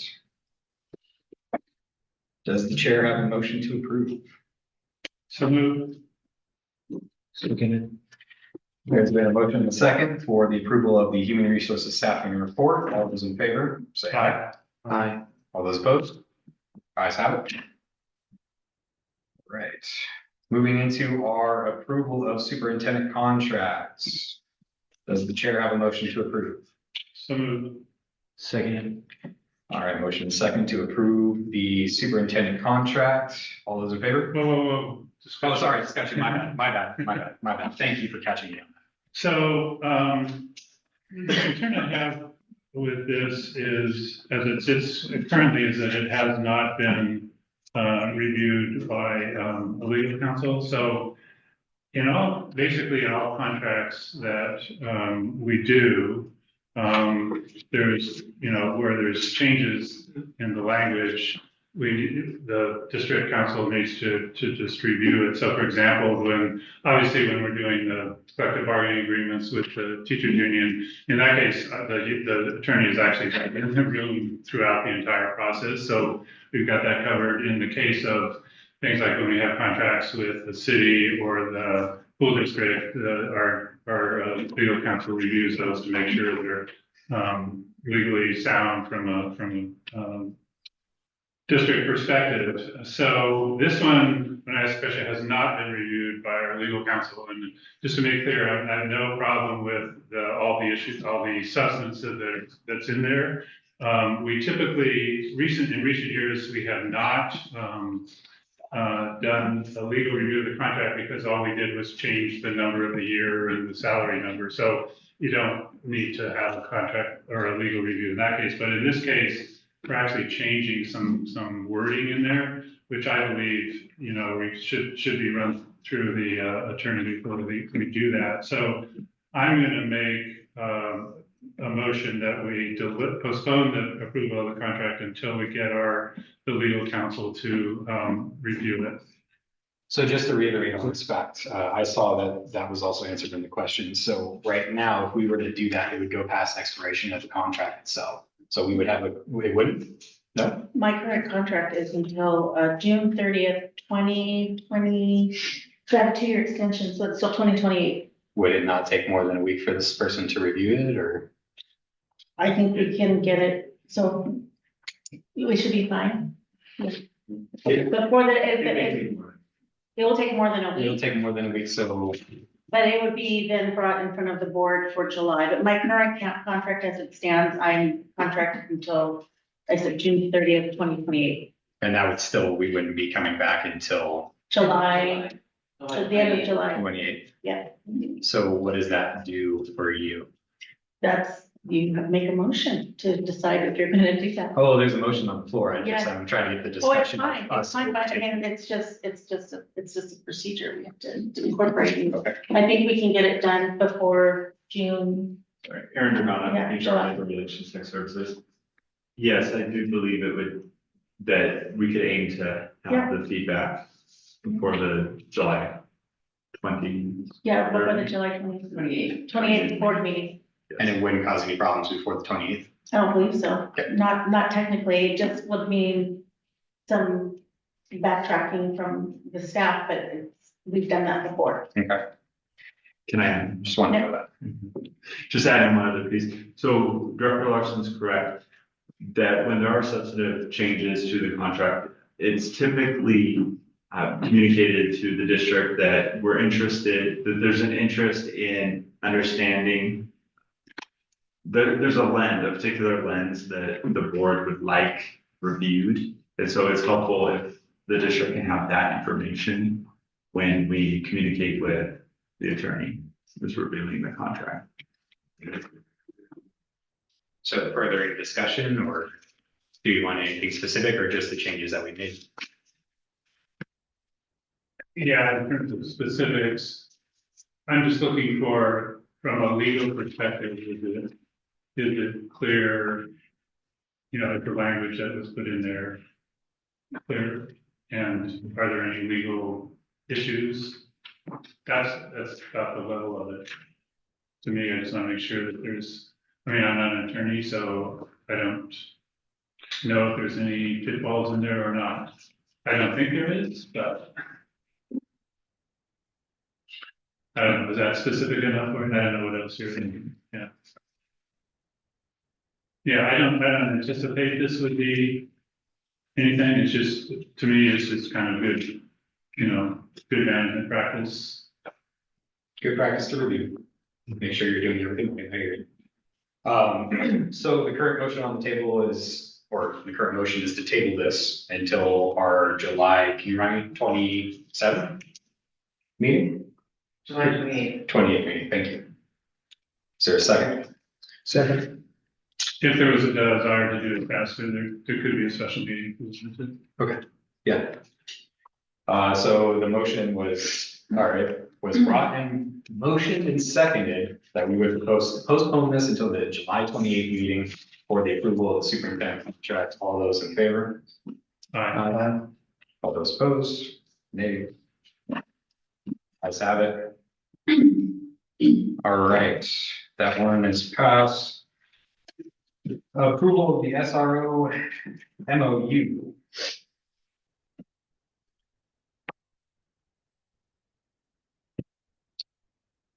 Just really quickly before I request the motion, I just noticed some spelling mistakes in some areas that were brought to my attention by members of the public, directing towards communication and making sure that we have active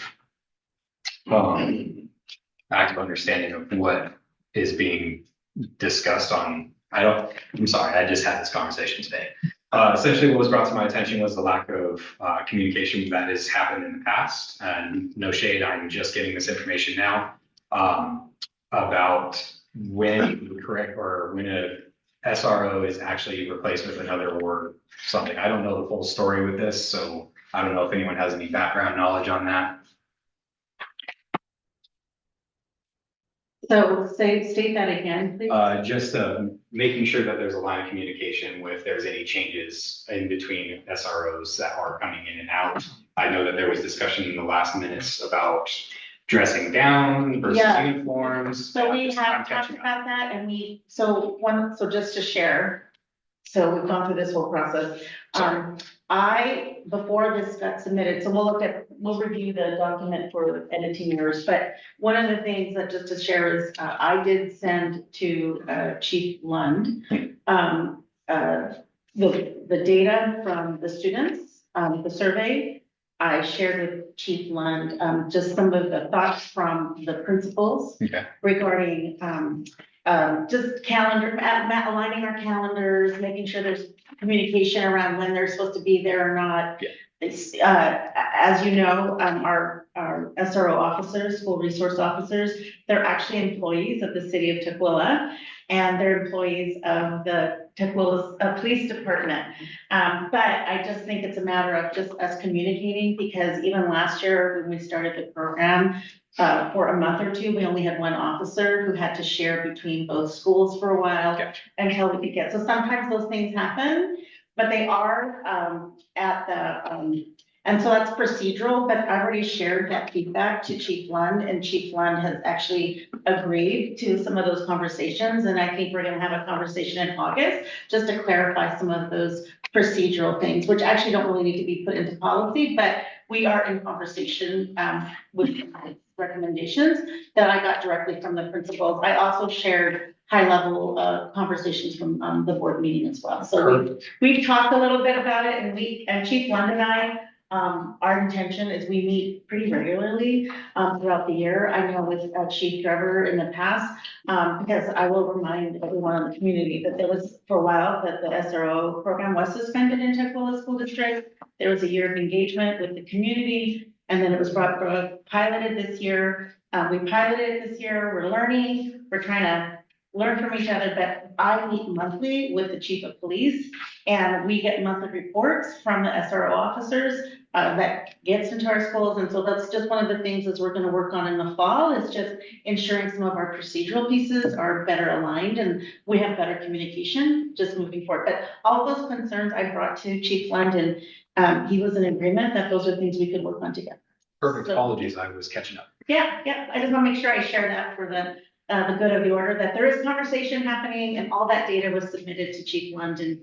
And so far the relationship has been pretty positive. So I think we're gonna continue to just refine and get better. That's the goal. And it's an ever-evolving document from what I read, so. Yeah. Director Shaw.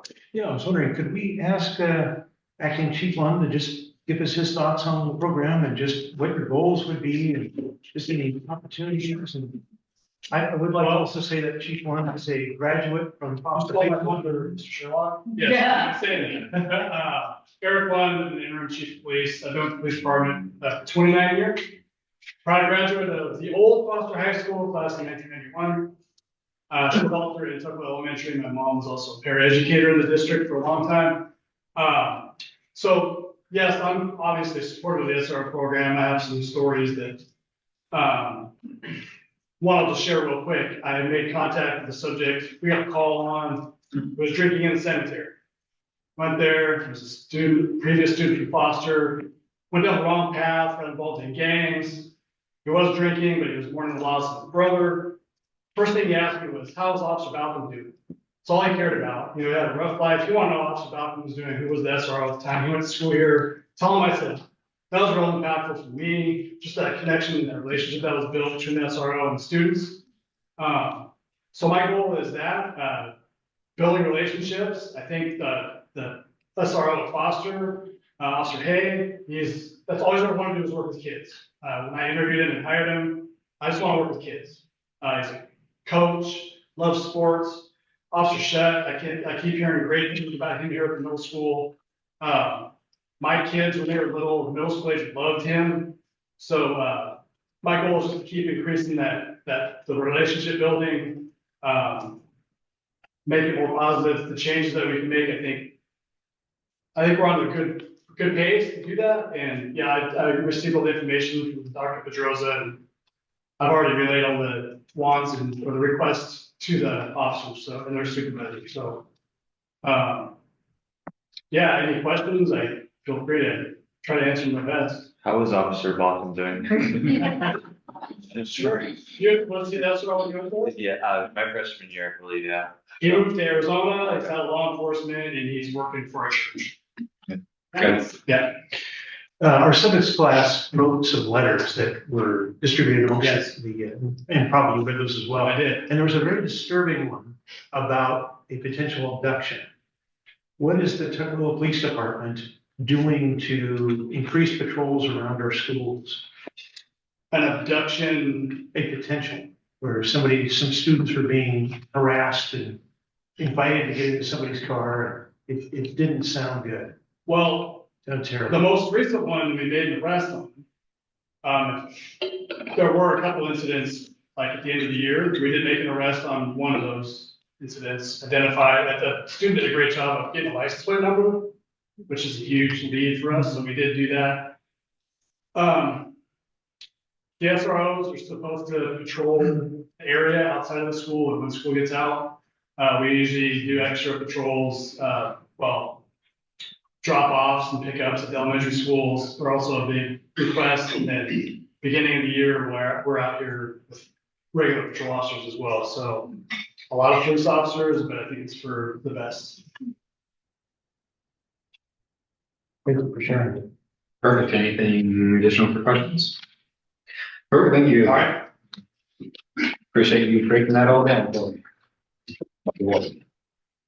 All right. So is there a motion to approve the SRO MOU? So moved. Second. All right, discussion. All right, all those in favor? Aye. All right, ayes have it. Motion is passed. All right, moving into approval of overnight field trip for the NCAA cheer camp in Ellensburg, Washington from July 13th to July 16th. Okay, does a chair have a motion to approve? So moved.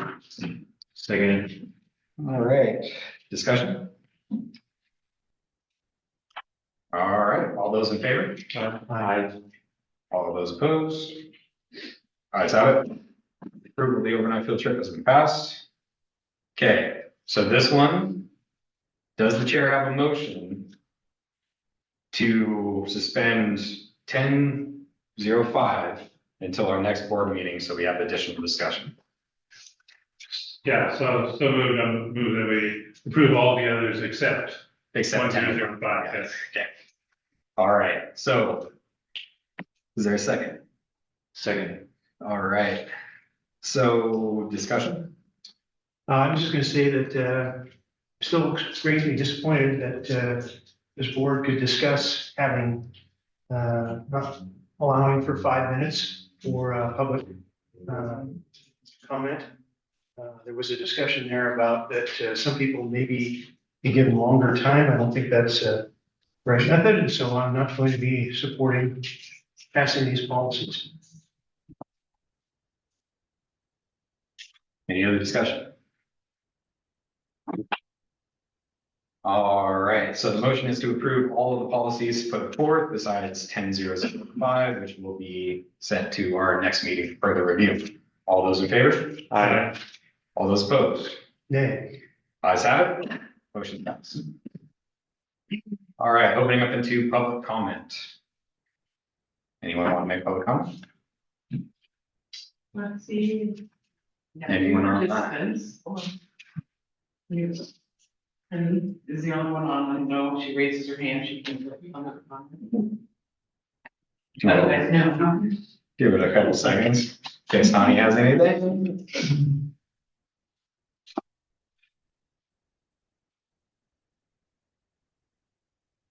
Okay.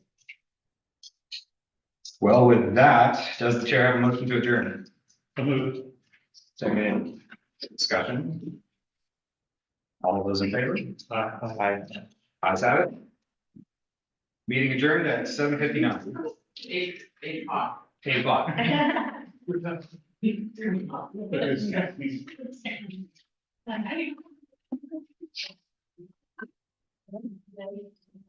Already?